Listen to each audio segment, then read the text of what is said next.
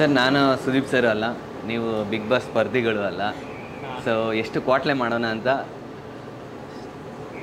ಹೇಳ್ತೀರಾ? ಏನೆಲ್ಲ ಕ್ವಾಟ್ಲೆ ಮಾಡ್ತೀರಾ? ಅಂದರೆ ಬಿಗ್ ಬಾಸಲ್ಲಿ ಇರೋ ಥರ ಬರೀ ಜಗಳಗಳೇ ಇರ್ತದ ಸಿನಿಮಾದಲ್ಲಿ, ಇಲ್ಲ ಸುದೀಪ್ ಸರ್ ಥರ ಫಿಲಾಸಫಿ ಏನಾದರೂ ಹೇಳ್ತೀರಾ? ಸುದೀಪ್ ಸರ್ ಥರ ಫಿಲಾಸಫಿ ಹೇಳೋಷ್ಟು ದೊಡ್ಡವರು ಅಲ್ಲ, ಹಾಗಂತ ಸಿನಿಮಾ ಮಾಡಿದ್ದು ಎಂಟರ್ಟೈನ್ ಮಾಡೋದು. ಆ ಥರ ಅಂತ ಬಿಗ್ ಬಾಸ್ ಥರ ಜುಟ್ಟಿಡ್ಕೊಂಡೆಲ್ಲ ಎಂಟರ್ಟೈನ್ ಮಾಡಲ್ಲ, ಕೈ ಹಿಡ್ಕೊಂಡು ಡಗ್ಡಗ್ಸ್ತಾ ಒಳ್ಳೆ ಕಾಮಿಡಿ ಆಗಿ ಮಜಾ ಕೊಡುವಂಥ ಸಿನಿಮಾ. ಅಂದರೆ ನಿಮ್ಮ ಟ್ರೈಲರಲ್ಲೇ ಅದು ಒಂದು ವರ್ಡ್ ಇದೆ, ನಾವು ಬಿಗ್ ಬಾಸ್, ಅದು ಆ್ಯಕ್ಚುಲಿ ಅದು ಟ್ರೈಲರಲ್ಲೇ ವರ್ಡ್ ಇದೆ. ಸೊ ಅದಕ್ಕೆ ಈ ಪ್ರಶ್ನೆ ಕೇಳಿದೆ. ಏನೋ ಅಲ್ಲಿ ಥರನೇ ಟ್ರೈಲರ್ ಕೂಡ ತುಂಬ ಜಾಲಿಯಾಗಿತ್ತು. ಸೊ ಅದಕ್ಕೆ ಸಿನಿಮಾದಲ್ಲೂ ಜಾಲಿ ಇರುತ್ತಾ, ಬರೀ ಕಿತ್ತಾಟಗಳೇ ಜಾಸ್ತಿ ಇರುತ್ತಾ ಅಂತ. ಎಲ್ಲ ಒಂದು ಉಗಾದಿ ಇದಿರ್ತಾರ ಸರ್, ಬೇವುಗಲ್ಲ ಇದೆಲ್ಲ ಆ ಥರ ನಮ್ದು ಎಲ್ಲ ರುಚಿಗಳನ್ನು ಕೊಟ್ಟಿದ್ದೀವಿ. ಒಂದ್ ಕಡೆ ಕಿತ್ತಾಟ, ಒಂದ್ ಕಡೆ ರೊಮ್ಯಾನ್ಸ್, ಒಂದ್ ಕಡೆ ಏನು ನೋವು, ನಗು ಎಲ್ಲ ಬರ್ಬೇಕು, ಫೀಲ್ ಆಗ್ಬೇಕು ಆಡಿಯನ್ಸ್ಗೆ. ಏನಂದ್ರೆ ಬಂದ್ ಲೈಫಲ್ಲಿ ಎಲ್ಲ ಇರುತ್ತಲ್ಲ, ಅವ್ರ ಅನುಭವಗಳು ನಾವು ಸ್ಕ್ರೀನ್ ಮೇಲೆ ಇಟ್ಟಿದೀವಿ. ಬಂದ್ ನೋಡಿದಾಗ ಅವ್ರನ್ನ ಅವರಲ್ಲಿ ನೋಡ್ಕೊಳೋ ತರ ಅವ್ರ ಫೀಲ್ ಆಗುತ್ತೆ, ಅವ್ರ ಲೈಫ್ ಎಲ್ಲ ನೆನಪಾಗುತ್ತೆ, ಮೆಮೊರೀಸ್ ನ ಕೆಡಿತೀವಿ. ಟ್ರೈಲರಲ್ಲಿ ಕೂಡ ತುಂಬ ಜಾಲಿನೇ ಜಾಸ್ತಿ ಇತ್ತು. ಅಂದರೆ ನಾವು ಥಿಯೇಟ್ರಿಗೆ ಹೋದರೆ ಇಡೀ ಕಂಪ್ಲೀಟ್ ಒಂದು ಕಾಮಿಡಿ ಪ್ಯಾಕೇಜ್ ಥರ ಇತ್ತು. ಸೊ ಅದಕ್ಕೆ ಫುಲ್ ಜಾಲಿಯಾಗಿರ್ತೀರ. ರೈಟಿಂಗ್ ಬರಿಬೇಕಾದ್ರೆ ಫಿಕ್ಸ್ ಆಗ್ಬಿಟ್ಟು ಥಿಯೇಟರ್ ಬರೋ ಆಡಿಯನ್ಸ್ ಸ್ಟೋರಿ ಬಗ್ಗೆ ಅಲ್ಲ, ನಗ್ನಗ್ತಾ ಇದ್ವಿ, ಅವ್ರು ಖುಷಿ ಆದ್ರು, ಅವ್ರು ಎಂಟರ್ಟೈನ್ ಆದ್ರು ಅಂದ್ರೆ ನಾವು ಗೆದ್ದಂಗೆ. ನನ್ನ ಐಡಿಯಾ ಇದ್ದಿದ್ದು ಅಷ್ಟೇ.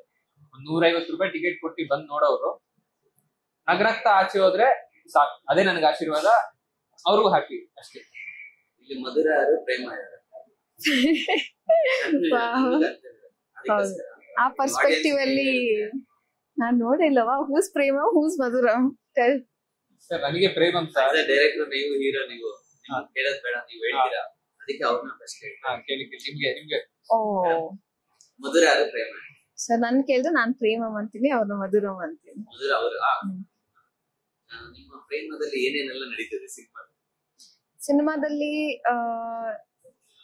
ಸೊ ಒಂದು ಲವ್ ಟ್ರಯಾಂಗಲ್ ಇದೆ ಒಂದ್ ಬಿಟ್ಟಲ್ಲಿ, ಮತ್ತೆ ಎಲ್ಲಾ ತರ ಆಂಗಲ್ ಇದೆ. ಇಲ್ಲ, ನಮ್ದೊಂಥರ matured understanding kind of love. ಹಾ, ಆ ತರ ಇರೋ ಒಂದು. ಈಗ ನಾವು ಶಿಫ್ಟ್ ಆಗೋಣ ಮಧುರ ಅವ್ರ ಹತ್ರ. ಮ್ಯಾಮ್, ಈ ಸಿನಿಮಾ ಬಗ್ಗೆ ಹೇಳಿ, ನಿಮ್ಮ ಕ್ಯಾರೆಕ್ಟರ್ ಹೇಗಿರುತ್ತೆ? ನಾನು ಥ್ಯಾಂಕ್ ಯು ಸರ್, ನೀವು ಚೆನ್ನಾಗಿ ಕಾಣಿಸ್ತಿದ್ದೀರಾ. ಪ್ರೇಮ ಮಧುರಮಲ್ಲಿ ನಾನು ಮೇಘನಾ ಅನ್ನೋ ಪಾತ್ರ ನಿಭಾಯಿಸಿದ್ದೀನಿ. ಮೇಘನಾ ಬಂದು ಒಂದು ಸ್ಟ್ರಾಂಗ್ ಇಂಡಿಪೆಂಡೆಂಟ್ ಗರ್ಲ್ ಅಂತ ಹೇಳ್ಬೋದು. ಅವ್ಳಿಗೆ ಸಾಕಷ್ಟು ಆಸೆಗಳು, ಕನಸುಗಳು ಇದೆ. ಜೀವನದಲ್ಲಿ ಎಲ್ಲರ ಥರನೂ ಅವ್ಳಿಗೂ ಒಂದಷ್ಟು ಚಾಲೆಂಜಸ್ ಇದೆ, ಬಟ್ ಅದನ್ನು ಹೇಗೆ ಓವರ್ಕಮ್ ಮಾಡಿ ಮುಂದುವರಿಸ್ತಾಳೆ ಅನ್ನೋದು ತೋರಿಸಿದ್ದಾರೆ. ಪ್ಲಸ್ ಇದೊಂದು, ನಾನು ಕ್ಯಾರೆಕ್ಟರ್ ಬಗ್ಗೆ ಹೇಳ್ತಾ ಇದ್ದೀನಿ, ಬಟ್ ಸಿನಿಮಾಲ್ಲಿ ಇದು ಒಂದು coming of age love story ಅಂತ ಹೇಳ್ಬೋದು. ಎಲ್ರದ್ದು ಲೈಕ್ ಒಂದು ಚೈಲ್ಡ್ಹುಡ್ ಅಲ್ಲ, ಒಂದು 10th ಸ್ಟ್ಯಾಂಡರ್ಡ್ 12th ಸ್ಟ್ಯಾಂಡರ್ಡಿಂದ ಲೈಕ್ ಒಂದು 28-30ವರೆಗೂ ಹೇಗೆ ಬೆಳೆದಿದ್ದಾರೆ ಅನ್ನೋದು stages of life. Correct. So ಹಂಗೆ ನಿಮ್ಮ ಲೈಫಲ್ಲಿ ಆ ಥರದ ಅಂದರೆ ಕ್ಯಾರೆಕ್ಟರ್ ಇರೋ ಥರನೇ ನೀವು ಸೇಮ್ ಹಾಗೆ ಇದ್ದೀರಾ, ಹೇಗೆ? ನಾನು ನಂದು ಸ್ಕೂಲ್ ಪೋರ್ಷನ್ ಅಲ್ಲಿ ಹಾಗೆ ಇದ್ದೀನಿ. ಯಾಕಂದ್ರೆ ನಾನು ಲೈಕ್ ಫಸ್ಟ್ ಬೆಂಚ್ ಅಲ್ಲೇ ಕೂರ್ತಿದ್ದೆ, ತುಂಬಾ ಓದ್ತಿದ್ದೆ, ಯಾವಾಗ್ಲೂ ಬುಕ್ಸ್ ಜೊತೆನೆ ಇರ್ತಿದ್ದೆ. ಅದೇ ತರಾನೇ ತೋರಿಸಿದಾರೆ ನನ್ನನ್ನ. ಸೊ ಅದು ತುಂಬಾ ನ್ಯಾಚುರಲ್ ಅನ್ಸ್ತು ನಂಗೆ. ಅದು ನನ್ ಮೋಸ್ಟ್ ಕನೆಕ್ಟಿವ್ ಆಗಿರೋದು. ಬೇರೆ ಸ್ವಲ್ಪ ಚಾಲೆಂಜಿಂಗ್ ಆಗೇ ಇತ್ತು. ಅವಳ ಕ್ಯಾರೆಕ್ಟರ್, ಮೇಘನಾ ಕ್ಯಾರೆಕ್ಟರ್ ಯಾವ ತರ ಇದೆಯೋ ನಾನು ಒಂದೇ ತರ ಇಲ್ಲ ಅಷ್ಟು. ಸೊ ಸರ್, ಹಾಗಾದ್ರೆ ಪ್ರೇಮಂ ಬಂದು ಒಂಥರ ಚೈಲ್ಡ್ ತರ ಪಾತ್ರನ ನಮ್ಮ ಕನ್ನಡದಲ್ಲಿ ವರ್ಡ್ ಹೇಳೋದ್ರಲ್ಲಿ.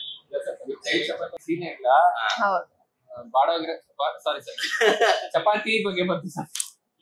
ರೋಸ್ಟ್ ಆಗಿರೋ ಚಪಾತಿ ಅಲ್ಲ, ಚಪಾತಿನೂ ಅಲ್ಲ, ಇದು ನಾರ್ತ್ ಇಂಡಿಯಾದು ಏನಂತಾರೆ ಸರ್ ಅದು?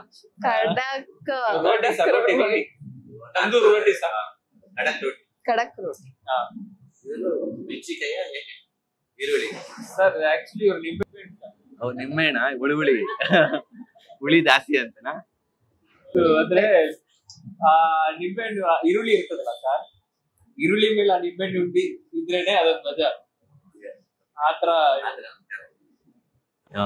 ನಿಮ್ ಕ್ಯಾರೆಕ್ಟರ್ ಬಗ್ಗೆ ಹೇಳಿ. ಈಗ ಅವ್ರಿಬ್ರು ಕ್ಯಾರೆಕ್ಟರ್ ಬಗ್ಗೆ ಗೊತ್ತಾಯ್ತು, ನಿಮ್ ಕ್ಯಾರೆಕ್ಟರ್ ಬಗ್ಗೆ ಆಸ್ ಅ ಡೈರೆಕ್ಟರ್ ಕೂಡ ಆತರ ಒಂದು ನಿಭಾಯಿಸಿ ತುಂಬಾ ಕಷ್ಟ. ಆಕ್ಟ್ ಮಾಡಿ ಡೈರೆಕ್ಷನ್ ಮಾಡಿ ಕಷ್ಟ ಅಲ್ಲ ಆಕ್ಚುಲಿ. ಹೇಗೆ ನೀವೇ ಆ ಚಾಯ್ಸ್ ನ ಹೇಗೆ ತಗೊಂಡ್ರಿ? ಸರ್ ಏನಂದ್ರೆ ಸ್ಟೋರಿ ಬರ್ತದೆ ನನ್ನ ಒಂದು ಪಾಯಿಂಟ್ ಅಲ್ಲಿ. ರೈಟರ್ ಬಗ್ಗೆ ಫಸ್ಟ್ ಸ್ಟೇಜ್ ರೈಟರ್ ಸ್ಟೇಜ್. ನಾನು ಮಾಡ್ಬೇಕು, ಡೈರೆಕ್ಷನ್ ನಾನೇ ಮಾಡ್ಬೇಕು ಅನ್ನೋ ಪ್ರೋಸೆಸ್ ಅಲ್ಲೇ ಸ್ಟೋರಿ ಬರೆಯೋದು ಸ್ಟಾರ್ಟ್ ಮಾಡಿದ್ದೆ. ಸ್ಟೋರಿ ಎಲ್ಲ ಕಂಪ್ಲೀಟ್ ಆದ್ಮೇಲೆ ನನಗೆ ಒಂದು ಅನ್ಸ್ಬಿಟ್ಟು ಸರ್ ಸಕಾಲ ಬಂದಿದೆ, ಇದು ನಾನ್ ಮಾಡೋ ಬದಲು ಯಾರಾದ್ರೂ ಒಂದು ಇನ್ನೂ ದೊಡ್ಡ ಪ್ರೊಡಕ್ಷನ್ಗೆ, ಇನ್ನೂ ದೊಡ್ಡ ಡೈರೆಕ್ಟರ್ಗೆ, ಇನ್ನೂ ದೊಡ್ಡ ಸ್ಟಾರ್ ಹಾಕೊಂಡ್ರೆ ಒಳ್ಳೆ ಒಂದು ರೈಟರ್ ಆಗಿ ಎಷ್ಟು ಜಾಸ್ತಿ ಜನ ತಲುಪೋದಲ್ಲ ಅನ್ನೋ ಒಂದು ಇದು ಬಂತು. ಸೊ ಅಷ್ಟು ಚೆನ್ನಾಗಿ ಸ್ಟೋರಿ ಬಂತು. ಆಮೇಲೆ ಒಂದು ಸ್ಟೇಜ್ ಮುಂದೆ ಹೋದ್ಮೇಲೆ ನನಗೆ ಸ್ವಾರ್ಥ, ನಾನು ಈ ರೈಟರ್ ಆಗ್ಲಿ ಡೈರೆಕ್ಟರ್ ಆಗ್ಲಿ ಆಗ್ಬೇಕು ಅನ್ನೋದು ಮೇನ್ ರೀಸನ್. ನಾನೊಂದು ಆಕ್ಟರ್ ಆಗ್ಬೇಕು ಅನ್ನೋದು ನಂದಿದೆ. ಅವನಿಗೋಸ್ಕರ ಈ ಡೈರೆಕ್ಟರು ರೈಟರ್ ಹುಟ್ಟು ಬಂದಿದೆ. ಸೊ ಅವನಿಗೆ ಅವ್ನು ನಾನು ಕೊಡ್ಲೇಬೇಕು ಅಂತ ನನ್ನ ಆಕ್ಟರ್ ನಾನು ಕೊಟ್ಕೊಂಡಿದ್ದೆ. ತುಂಬಾ ಸಿನಿಮಾಗಳಾದ್ಮೇಲೆ ಡೈರೆಕ್ಷನ್ ಮಾಡೋದ್ ನೋಡಿದೀವಿ. ನಮ್ಮ ದುನಿಯಾ ವಿಜಯ್ ಸರ್ ಆಗ್ಲಿ, ಡಾರ್ಲಿಂಗ್ ಕೃಷ್ಣ ಆಗ್ಲಿ, ಸುದೀಪ್ ಸರೇ ಆಗ್ಲಿ, ಇನ್ನೊಂದಷ್ಟು ಜನ ಆಲ್ಮೋಸ್ಟ್ ತುಂಬಾ ಜನ ಆಕ್ಟರ್ಸ್ ಹೀರೋಗಳು ಆದ್ಮೇಲೆ ಡೈರೆಕ್ಟರ್ ಆಗೋದು ನೋಡಿದೀವಿ. ನೀವು ಫಸ್ಟ್ ಸಿನಿಮಾಗೆ ನೀವೇ ಡೈರೆಕ್ಟರ್ ಹೀರೋ ಆಗಿರೋದ್ರಿಂದ ಅಂದ್ರೆ ಆಪರ್ಚುನಿಟಿ ಸಿಕ್ಕಿಲ್ಲ ಅನ್ನೋ ಒಂದ್ ಕಾರಣಕ್ಕ. ಆಪರ್ಚುನಿಟಿ ಅಂತಲ್ಲ ಸರ್, ನನಗೆ ಬೇರೆ ಡೈರೆಕ್ಟರ್ಸ್ ನ ಇದು ಮಾಡೋ ಆಪ್ಷನ್ಸ್ ಇತ್ತು. ಒಂದು 3-4 ಡೈರೆಕ್ಟರ್ಸ್ ಜೊತೆನೂ ಡಿಸ್ಕಷನ್ಸ್ ಆಯ್ತು. ಬಟ್ ನನ್ನಲ್ಲಿರೋ ರೈಟರ್ಗೆ ಒಂದ್ ಸ್ವಲ್ಪ ಭಯ ಅನ್ನೋದು, ಆ ಕಥೆ ಏನಾದ್ರು ಆ ಫ್ಲೇವರ್ ಏನಿದೆ ನಾನು ತೋರ್ಸ್ಬೇಕು ಅನ್ಕೊಂಡ್ರೆ ಅಷ್ಟೇ. ಒಂದೇ ಕಥೆನ ಬೇರೆ ಬೇರೆ ತರ ಹೇಳ್ಬೋದು ನಾವು. ಬಟ್ ಆಡಿಯನ್ಸ್ಗೆ ನನಗೆ ನಾನ್ ಅನ್ಕೊಂಡಿರೋ ತರ ಬರುತ್ತಾ, ಅವ್ರು ಕನೆಕ್ಟ್ ಆಗ್ಬೇಕು. ಮೇಜರ್ಲಿ ನಾವೆಲ್ಲರೂ ಕನೆಕ್ಟ್ ಆಗಿದ್ದು, ಇವ್ರು ಕನೆಕ್ಟ್ ಆಗಿದ್ದಾಗ್ಲಿ ಸ್ಕ್ರಿಪ್ಟ್ ಇಂದಾನೆ. ಸ್ಟೋರಿ ಇಷ್ಟ ಆಗಿ ಅವ್ರ ಆ ಕ್ಯಾರೆಕ್ಟರ್ಸ್ ಅಲ್ಲಿ ಅವ್ರು ಹೇಳಿದ್ರ ಸ್ಟಾರ್ಟಿಂಗ್ ಏನಾದ್ರು ರಿಲೇಟ್ ಆದ್ರೆ ಆ ರಿಲೇಟಬಿಲಿಟಿ ಇದೆಯಾ, ಆ ತರಾನೇ ತಗೊಂಡ್ ಬರ್ತಾರ ಅನ್ನೋದೊಂದು ನನಗೆ ಆ ಭಯದಿಂದಾನೆ ನಾನು ಇಲ್ಲ ನಾನೇ ಇದನ್ನ ಟೇಕ್ ಓವರ್ ಮಾಡ್ತೀನಿ, ನಾನೇ ಇದು ಮಾಡ್ತೀನಿ. ಒಂದು ಅಸಿಸ್ಟೆಂಟ್ ಡೈರೆಕ್ಟರ್ ಎಕ್ಸ್ಪೀರಿಯನ್ಸ್ ಇತ್ತು. ಪ್ಲಸ್ ನನಗೆ ಸಿನಿಮಾಟೋಗ್ರಾಫರ್ ಮೇಲೆ ಆಗ್ಲಿ, ಟೀಮ್ ಮೇಲೆ ಆಗ್ಲಿ ನನಗೊಂದು ಬ್ಯಾಕ್ ಬೋನ್ ಇದೆ, ಸಪೋರ್ಟ್ ಇದೆ, ಮಾಡ್ಬೋದು. ಒಬ್ಬನ ಕೈಯಲ್ಲಿ ಆಗಲ್ಲ, ಎಲ್ಲರೂ ಇದಾರೆ ಅನ್ನೋ ಒಂದು ಕಾನ್ಫಿಡೆನ್ಸ್ ಅಲ್ಲೇನೆ ನಾನು ಮಾಡ್ತೀನಿ ಅಂತ ಚಾಲೆಂಜ್ ತಗೊಂಡು ಮಾಡಿದ್ದೆ. ಯಾವ ಸಿನಿಮಾ ಹಿಂದೆ ವರ್ಕ್ ಮಾಡಿದ್ದೀರಾ ಸರ್? ಹೇಳ್ಕೊಳ ಅಂತ ದೊಡ್ಡ ದೊಡ್ಡ ಸಿನಿಮಾಗಳಿಗೇನು ನಾನು ಮಾಡಿದ್ದೆ, ಶಾರ್ಟ್ ಫಿಲ್ಮ್ಗೆ ಎಲ್ಲ ಮಾಡಿದ್ದೆ. ಹೌದು. ಬಟ್ ಏನ್ ಕಲ್ತ್ರಿ, ಏನ್ ಮಾಡಿದ್ವಿ ಅಂದ್ರೆ ಈ ಆನ್ಲೈನ್ ಅಲ್ಲಿ ಕೋರ್ಸಸ್ ಎಲ್ಲ ತಗೊಂಡಿದ್ದೆ. ಪ್ಲಸ್ ಆಕ್ಟಿಂಗ್ ಗೆ ಪುಣೆಯಲ್ಲಿ ಪಾಠಶಾಲಾ MIT ATT ಯೂನಿವರ್ಸಿಟಿ ಅಲ್ಲೊಂದು ವರ್ಕ್ಶಾಪ್ ಮಾಡಿದ್ದೆ. ಮತ್ತೆ ಅತುಲ್ ಅವ್ರದ್ದು ವರ್ಕ್ಶಾಪ್ಸ್ ಇವ್ರಿಗೆ ರೆಫರ್ ಮಾಡಿ ಅಲ್ಲಿ ಮಾಡಿದೆ. ಪ್ಲಸ್ ನಮ್ಗೆ ಅನೂಪ್ ಅಗಸ್ತ್ಯ ಅಂತ ನಮ್ಮ ಫಿಲ್ಮ್ ಅಲ್ಲಿ ಮಾಡಿದ್ದಾರೆ. ಪ್ಲಸ್ ಅವ್ರದ್ದು ಆಕ್ಟಿಂಗ್ ಕೋಚ್ ನನಗೆ ಅಳೋದು ಹೇಳ್ಕೊಟ್ಟಿದ್ದು ಅವರೇ. ಸೊ ನಂಗೆ ಆ ಎಮೋಷನ್ ಇದೆ ಬರ್ತಿರ್ಲಿಲ್ಲ. ಸೊ ಇದ್ರು ನಮ್ಗೊಂದು ಕೋಚ್ ಇದ್ರು, ಕಲ್ತಿದ್ವಿ. ಮೇಡಮ್ ಸೈಲೆಂಟ್ ಆಗಿ ಕೂತಿದ್ದೀರಾ? ಅವ್ರ ಡೈರೆಕ್ಷನ್ಗೆ ಮತ್ತೆ ಹೀರೋಗೆ, ಅವ್ರ ಡೈರೆಕ್ಷನ್ಗೆ ಮತ್ತೆ ಹೀರೋಗೆ ಎಷ್ಟು ಮಾರ್ಕ್ಸ್ ಕೊಡ್ತೀರಾ ಸರ್? ಡೈರೆಕ್ಟ್ ಫಸ್ಟ್ ಇವರಿಗೆ 0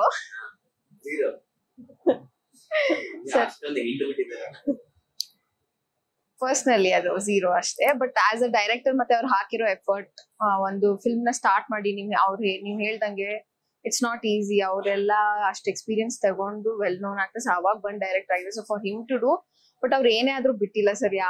ಯಾವ ಸ್ಟೇಜ್ ಆಫ್ ದ ಫಿಲ್ಮ್ ಅಲ್ಲೂ ಆ ಎಫರ್ಟ್ಸ್ ಅವ್ರು ಇದನ್ನ ಮಾಡ್ಲೇಬೇಕು ಅನ್ನೋ ಅದೇನು ಅವ್ರದಿತ್ತು. ಸೊ ಆ ಏಮ್, ಅವ್ರದ್ದು ವಿಷನ್ ಏನಿದೆ, ಸೊ ಇದೆಲ್ಲ ನೋಡಿದ್ರೆ for that I give him 10 out of 10 for direction and handling the team from pre-production ಇಂದ ಹಿಡಿದು ಅದ್ ಬರೆಯೋದ್ರಿಂದ ಹಿಡಿದು ಫುಲ್ ಇವಾಗ ಬಂದ್ ಪ್ರಮೋಷನ್ಸ್ ಇಂದ ಹಿಡಿದು ರಿಲೀಸ್ ಆಗೋ ತನಕನೂ will be there, I know. So for that I'll give him 10. As an actor I'll give him an 8. ಯಾಕೆಂತ ಹೇಳ್ತೀನಿ, ಬಿಕಾಸ್ ಡ್ಯಾನ್ಸ್ ಮಾಡಕ್ ಸ್ಟ್ರಗಲ್ ಮಾಡ್ತಾ ಇದ್ರು ನಮ್ ಜೊತೆಗೆ ಅವ್ರು. ಹೌದು, ಕಷ್ಟ ಆಗ್ತಾ ಇತ್ತು. ಸೊ ರೀಟೇಕ್ಸ್ ಎಲ್ಲ ಆಗ್ತಾ ಇತ್ತು. ಒಂದು ಡ್ಯಾನ್ಸ್ ಸೀಕ್ವೆನ್ಸ್ ಇದೆ. So yeah, for that reason I'll give him an 8. Personally ಎಷ್ಟು ಕೊಡ್ತೀರಾ? Director personally cancel.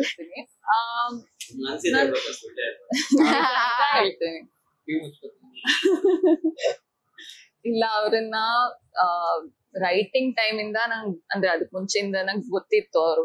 ಸೊ ಅವ್ರು ಎಷ್ಟು ಕಷ್ಟ ಬಿದ್ದಿದ್ದಾರೆ, ಎಷ್ಟು ಎಫರ್ಟ್ ಹಾಕಿದ್ದಾರೆ. ರೈಟಿಂಗ್ ಆಗಿರ್ಲಿ, ಡೈರೆಕ್ಷನ್, ಆಕ್ಟಿಂಗ್ ಆಗಿರ್ಲಿ, ಪ್ರೊಡಕ್ಷನ್ ಅಲ್ಲೂ ಅವ್ರು ಆಕ್ಚುಲಿ ಫಿಲ್ಮ್ ಕ್ರೆಡಿಟ್ಸ್ ಕೊಡ್ಬೇಕಂದ್ರೆ ಗಾಂಧಿ ಎಬಿ ಅಂತ ಕೊಟ್ಬಿಡ್ಬೇಕು. ಯಾಕಂದ್ರೆ ಅವ್ರು ಆದಷ್ಟು ಟೆಕ್ನಿಷಿಯನ್ಸ್ ಎಲ್ಲಾರು ಇದ್ರು ಅವರೇ ಈ ಫಿಲ್ಮ್ ನ ಕ್ಯಾರಿ ಮಾಡಿದ್ದಾರೆ. ಸೊ ಡೈರೆಕ್ಟರ್ ಆಗಿ ನಾನು ಅವ್ರಿಗೆ ಒಂದು 9 ಕೊಡ್ತೀನಿ, ಯಾಕಂದ್ರೆ ಸ್ವಲ್ಪ ರೂಮ್ ಫಾರ್ ಇಂಪ್ರೂವ್ಮೆಂಟ್ ಯಾವಾಗ್ಲೂ ಇರ್ಲೇಬೇಕು. ಆಕ್ಟರ್ ಆಗಿ ನಾನು ಒಂದ್ ಆಕ್ಟರ್, ನಾನು ಕಲಿತಾನೆ ಇರ್ತೀನಿ. ಸೊ ನಾನು ಅದ್ರ ಬಗ್ಗೆ ರೇಟ್ ಮಾಡಕ್ ಹೋಗಲ್ಲ. ಚೆನ್ನಾಗಿ ಮಾಡೋದು ಆಕ್ಟಿಂಗ್ ಸರ್ ಈಗ ನೋಡಿ ಆಡಿಯನ್ಸ್ ಹೇಳಿದ್ರು ಡ್ಯಾನ್ಸ್ ಮಾಡಕ್ಕೆ ಸ್ವಲ್ಪ ಕಷ್ಟ ಅಂತ. ರೊಮ್ಯಾನ್ಸ್ ಮಾಡಕ್ಕೆ ಹೇಗಿತ್ತು? ಇನ್ನು ಕಷ್ಟ. ಡ್ಯಾನ್ಸ್ ಮಾಡ್ತಿರ್ಬೇಕಾದ್ರೆ ಅದು ಈಸಿ. ಇಲ್ಲ ಕಾಲು ಅಳ್ಳಾಡ್ತಿರುತ್ತೆ, ನನಗೆ ನಡಕ್ತಿದ್ರು ಗೊತ್ತಾಗಲ್ಲ ಆಡಿಯನ್ಸ್. ರೊಮ್ಯಾನ್ಸ್ ಮಾಡ್ತಿರ್ಬೇಕಾದ್ರೆ ನಡಕ್ತಿತ್ತು ಸರ್, ಅದು ಆಡಿಯನ್ಸ್ ತೋರ್ಸ್ಕೋಬಾರ್ದು ಸರ್. ಇದು ಹಾನೆಸ್ಟ್ ಆಗಿ ಹೇಳ್ತೀರಿ, ನಮ್ದು ಒಂದ್ ಗಂಟೆಗಿದ್ದೀನಿ ಹೇಳ್ಬಾರ್ದು. ಬಟ್ ಈ ವಿಷಯದಲ್ಲಿ ನಮ್ದು ಮೀಟರ್ ಸ್ವಲ್ಪ ವೀಕ್ ಇದೆ, ಯಾಕಂದ್ರೆ 10 ಜನ ಮುಂದೆ ಮಾಡೋದು ರೊಮ್ಯಾನ್ಸ್ ಬೇರೆ, ಕ್ಯಾಮ್ರಾ ರೊಮ್ಯಾನ್ಸ್ ಬೇರೆ. ನಮಗ ಅವಾಗ ಧೈರ್ಯ ತುಂಬಿದ್ದು ಮೇಡಮ್ ಅವರೇ. ಹಾ, ಅವರು ತುಂಬಿಸಿದ್ದಾರೆ. ಒಬ್ರು ಒಬ್ರು ಬಿದ್ದಿಗೆ ಒಬ್ರು ಕ್ರೆಡಿಟ್ ಕೊಡ್ಬೇಕು ಅವ್ರಿಗೇನೆ. ಅವ್ರು ಹೇಳ್ತಾ ಇದೀನಲ್ಲ, ಇದು ಸ್ವಲ್ಪ ನರ್ವಸ್ ಆದ್ರೂ ಇದಾದ್ರೂ ನನಗೂ ಆಗ್ತಿತ್ತು, ಅವ್ರಿಗೂ ಆಗ್ತಿತ್ತು. ಮಾತಾಡ್ಕೋತಿದ್ವಿ, ಲಿಟ್ರಲಿ ಮಾತಾಡ್ಕೋತಿದ್ವಿ. ನನ್ನ ಕಾಮ್ ಡೌನ್ ಮಾಡಿ ರಿಲ್ಯಾಕ್ಸ್ ಆಗ್ಬೋದು, ಮಾಡೋಣ. ಸಿಂಗಲ್ ಟೇಕಲ್ ಮಾಡ್ಬೇಕು ಅನ್ನೋ ನಮ್ದು ಇದು, ಮಲ್ಟಿಪಲ್ ಟೇಕ್ಸ್ ಹೋಗ್ಬಾರ್ದು. ಸೊ ನೀಟಾಗಿ ಮಾಡ್ಬೇಕು ಅನ್ನೋದಿದ್ದು ಕಮ್ಯುನಿಕೇಟ್ ಮಾಡಿ ಮಾಡ್ಕೋತಿದ್ವಿ. ಇವತ್ತು ಆ ಸಾಂಗ್ ಅಷ್ಟು ಚೆನ್ನಾಗಿ ಬಂದಿದೆ ಆಡಿಯನ್ಸ್ಗೆ, ನೀವು ಅಷ್ಟು ರೊಮ್ಯಾಂಟಿಕ್ ಆಗಿದೆ, ಅಲ್ಲಿ ಏನು ಇದು ಗೊತ್ತಾಗ್ತಿಲ್ಲ ಅಂದ್ರೆ ರೀಸನ್ ಅಷ್ಟೇ. ಟೆಕ್ನಿಕಲಿ ಮಾಡಿದ್ದಾರೆ ನಾವು. ಹೇಗೆ ಕ್ಯಾಮ್ರಾಗ ಹೆಂಗೆ ಮಾಡಿದ್ರೆ ರೊಮ್ಯಾಂಟಿಕ್ ಕಾಣುತ್ತೆ, ಹೆಂಗಿರುತ್ತೆ ಅಂತ ಪ್ಲಾನ್ ಮಾಡಿ ಮಾಡಿದ್ದಾರೆ. ನ್ಯಾಚುರಲ್ ಆಗಿ ಏನಿಲ್ಲ, ಬಂದಿದೆ. ಲುಕ್ ನ್ಯಾಚುರಲ್ ಆಗಿ ಬಂದಿದೆ. ಅದಕ್ಕೆ ಹಿಂದೆ ನ್ಯಾಚುರಲ್ ಅಲ್ಲ ಸರ್, ಒಂದೊಂದು ಶಾರ್ಟ್ ಮುಂಚೆ ಎಷ್ಟು ತಲೆ ಬಿಸಿ ಆಗತ್ತೆ. ಅಂದ್ರೆ ಎಷ್ಟು ಟೇಕ್ ಯಾರು ಜಾಸ್ತಿ ಜನರಲ್ ಟೇಕ್ಸ್ ಅಂದ್ರೆ ಸರ್ ಒಂದು ಲಕ್ಕಿ ಪಾರ್ಟ್. ನನ್ನ ಸ್ಕೂಲ್ ಪೋರ್ಷನ್ ಏನಿದೆ, ನನ್ನ ಫ್ರೆಂಡ್ ಇವರೆಲ್ಲ ಸ್ವಲ್ಪ ಎಕ್ಸ್ಪೀರಿಯನ್ಸ್ ದಾಟಿಸ್ ಬೇಡ, ಆ ಫ್ಲೇವರ್ ಆತರ ಬರೋದ್ ಬೇಡ, ಸ್ವಲ್ಪ ಯಂಗ್ ಇದ್ರಲ್ಲಿ ಹೊಸದಾಗಿ ಆಕ್ಟಿಂಗ್ ಬರೋದ್ ಬೇಡ, ನ್ಯಾಚುರಲ್ ಆಗಿರಿ ಕ್ಲಾಸ್ ರೂಮ್. ನನ್ನ ಫ್ರೆಂಡ್ ಸರ್ಕಲ್ ಅಲ್ಲಿ ಇರೋರ್ನ ಮಾಡಿದ್ದ ಆಕ್ಟರ್ಸ್. ಸೊ 1 hour ಅಲ್ಲಿ ಆಗೋ ಟೇಕ್ 4-5 hour ಹೋಗ್ಬಿಡ್ತಾ ಇತ್ತು. ನನಗೆ ದಿನಕ್ಕೊಂದು 4 ಸೀನ್ 5 ಸೀನ್ ಪ್ಲಾನ್ ಇದ್ರೆ ಇವ್ರುಗಳ ಹೆಲ್ಪ್ ತಗೋದು. ಎಸ್ಪೆಷಲಿ ಐಶ್ವರ್ಯ ಜಾಸ್ತಿ ಪೋರ್ಷನ್ ಆ ಸ್ಕೂಲ್ ಇದ್ರಲ್ಲಿ ಇವ್ರಿದ್ದಾಗ ಹೇಳ್ಬಿಡ್ತಿದ್ದೆ, 3 hour ಹೊಡ್ಸ್ಕೊಂಡೋಯ್ತು. ನಮ್ಗೆ 1 ಸೀನ್ ಇದೆ, ನಾನು ನೀನು ಅರ್ಧ ಗಂಟೆ ಮುಗಿಸ್ಬೇಕು, 1 hour ಮುಗಿಸ್ಬೇಕು ಅಂದ್ರೆ ಸಿಂಗಲ್ ಟೇಕ್ ಮುಗಿಸ್ಬಿಡ್ತಿದ್ವಿ. ಸೊ ಎಲ್ಲಾದ್ರೂ ಟೈಮ್ ಹೊಡಿತು ಅಂದ್ರೆ ಇಲ್ಲಿ ಬಂದು ಬೇಗ ಮುಗಿಸ್ಬೇಕು, ನಮ್ಗೆ ಆಪ್ಷನ್ ಇಲ್ಲ ಅಂದಾಗ ಕೊಟ್ಬಿಡ್ತಾ ಇದ್ವಿ. ಹಾಗಂತ ಏನು ಇದಕ್ ಮಾಡ್ತಿರ್ಲಿಲ್ಲ. ಇಂಪ್ರೂವ್ಮೆಂಟ್ಗೆ 1 or 2 ಟೇಕ್ಸ್ ಎಕ್ಸ್ಟ್ರಾ ತಗೋತಿದ್ವಿ. ಇಂಪ್ರೂವ್ಮೆಂಟ್ಗೆ ಯಾವಾಗಲೂ ಸ್ಕೋಪ್ ಇತ್ತು, but always first take satisfy ಆಗ್ಬಿಡ್ತಾ ಇತ್ತು. ಮೆಜಾರಿಟಿ ಲಾಕ್ ಶೀಟ್ ಹೋಗಿ ತಗೊಂಡ್ರೆ ಫಸ್ಟ್ ಟೇಕ್ಗಳೇ ಎಲ್ಲ ನಮ್ಮ ಸೀಕ್ವೆನ್ಸ್ ಅಲ್ಲೇ ಆಗಿದ್ದು. ಮಾಸ್ಟರ್ ಶಾಟ್ಸ್ ಓಕೆ ಆಗ್ಬಿಡ್ತಾ ಇತ್ತು. ಮೇಡಮ್ದು ಟೇಕ್ ಇದು ಮಾಡ್ತಿರ್ಲಿಲ್ಲ, ಮೇಕಪ್ಗೆ ಟೈಮ್ ಆಗ್ಬಿಡ್ತಾ ಇತ್ತು. ಈಗಲೂ ನಿಮ್ ಇಂಟರ್ವ್ಯೂಗೆ ಯಾರು ಲಾಸ್ಟ್ ಅವರೆಲ್ಲ ಅಯ್ಯೋ ಸರ್ ಬಂದ್ಬಿಡ್ತಾರೆ ಸರ್, 4:10 ಬಂದ್ಬಿಡ್ತಾರೆ. 4 ಗಂಟೆ ಕ್ಯಾಬ್ ಅಲ್ಲಿ ಇದ್ದೆ, ಲೊಕೇಶನ್ ಅಲ್ಲಿ ಇದ್ದೆ, ಮೇಕಪ್ ತಗೋತಾರೆ ಸರ್. ನಮ್ಮೆಲ್ಲರದು ಮೇಕಪ್ ಒಂದು ಆರ್ಟಿಸ್ಟ್ ಇದ್ರೆ ಇವ್ರಿಗೆ ಒಂದು ಮೇಕಪ್ ಆರ್ಟಿಸ್ಟ್ ಕೊಡ್ಬೇಕು ನಾವು. ಇಲ್ಲ ಸರ್, ಇದು ಹೆಂಗೆ ಅಂದ್ರೆ ಒಬ್ರು ಮೇಕಪ್ ಆರ್ಟಿಸ್ಟ್ ಇದಾರೆ ಅಂತಂದ್ರೆ ಇವಾಗ ಟೈಮ್ ತಗೊಂತಾರೆ ಎಲ್ಲಾರ್ದು ಮಾಡಿ ನಮ್ದು ಮಾಡಿ ಮುಗಿಸೋ ಅಷ್ಟ್ರಲ್ಲಿ. ಸೊ ಅದು ಹಂಗ ಆಗ್ತಾ ಇತ್ತು. ಹೌದು, ನನ್ ಕೆಳಗಡೆ ಇದ್ದೆ, ಅದಕ್ಕೇನೆ ಬರಕ್ಕೇನೆ ಮೇಲಿಂದ ಇಲ್ಲಿಗೆ ಬಂದ್ ನಾನೇನ್ ರೆಡಿ ಆಗಿಲ್ಲ.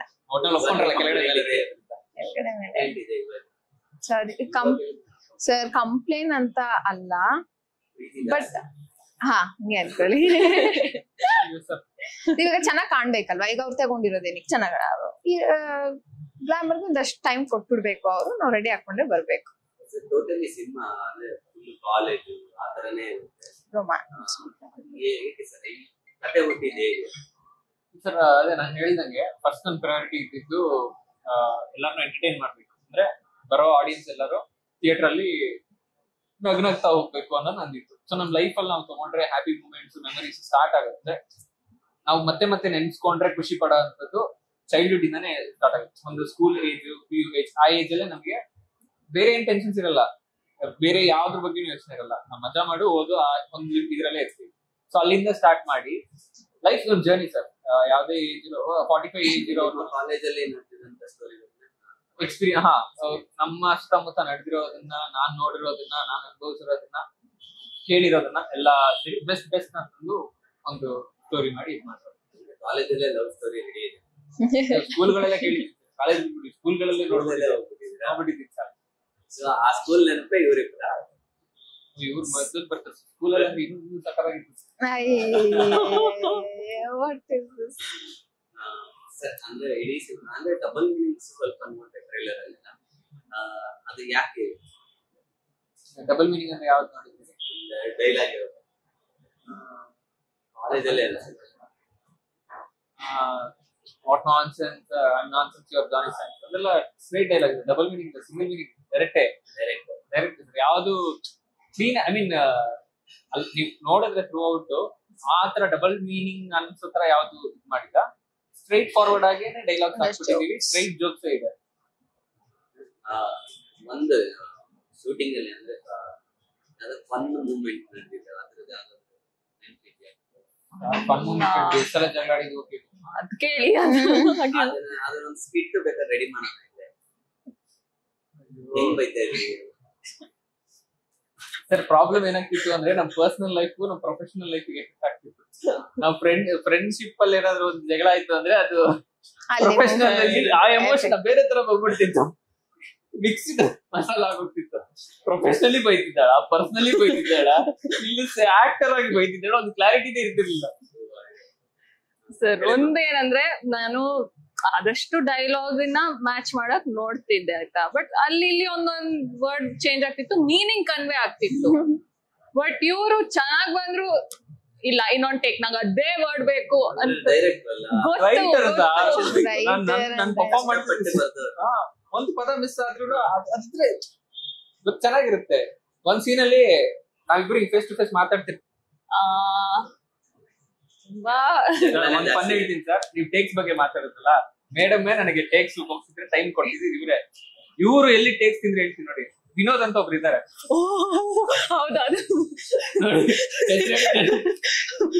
ಹೇಳಿದ್ರೆ ಡೈನಿಂಗ್ ಟೇಬಲ್ ಇರುತ್ತೆ, ಅವ್ರು ಬಂದಂಗೆ ಟೇಬಲ್ ಮೇಲೆ ಹಾಕ್ತಾರೆ, ಲುಂಗಿ ಸ್ವಲ್ಪ ಇದಾಗುತ್ತೆ ಆತರ ಸೀನ್.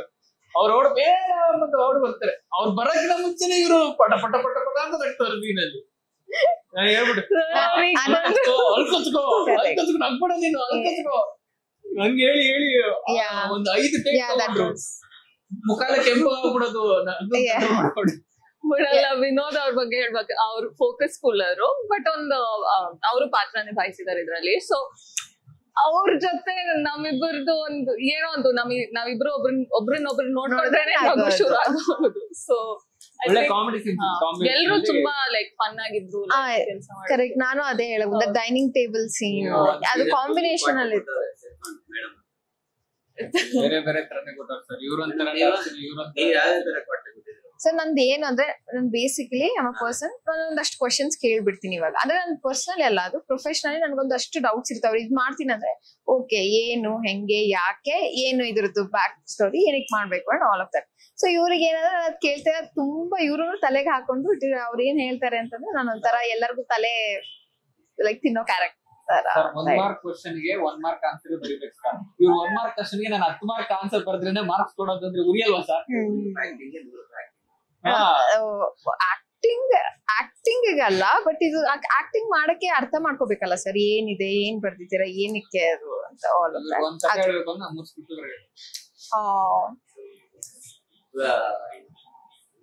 ಹೆಣ್ಮಕ್ಳ ಜೊತೆ ಡೈರೆಕ್ಟರ್ ಹೀರೋ